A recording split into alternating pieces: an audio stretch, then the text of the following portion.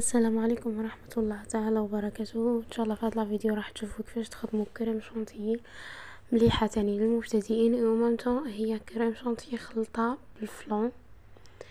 جبت كاس واحد تاع كريم شانتيي، نتوما خيروا الماركه اللي تكون مليحه.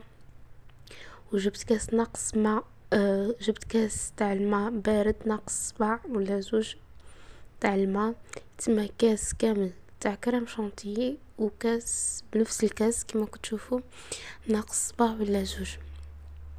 تقدروا ديروا الماء الحليب كما تحبوا، انا كنت درت الماء.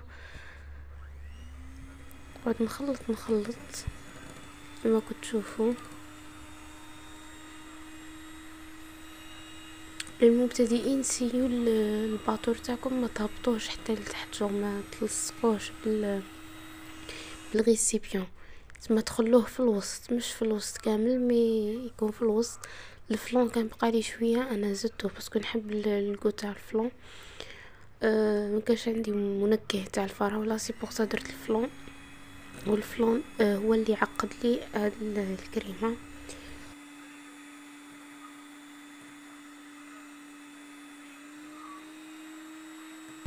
وباش تعرفوا بلي الكريم شانتيي مليحه لازم كي تشروها من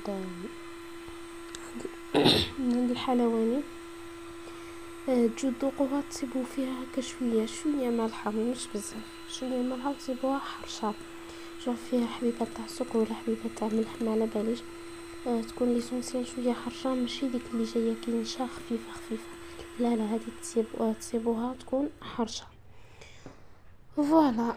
درك تيبستلي بعد ما شدت القوام المليح كما كتشوفوا. هاد كل الخطوط اللي راني ندير فيهم معناتها صيبوا الكريم شانتي تاعكم راهي ناجحه. تشوفوا دوك الخطوط كي شلت عرمل هذوك معناتها راهي ناجحه. فوالا. ما تنسوش تشتركوا في القناه وتدعموني، والى الملتقى ان شاء الله.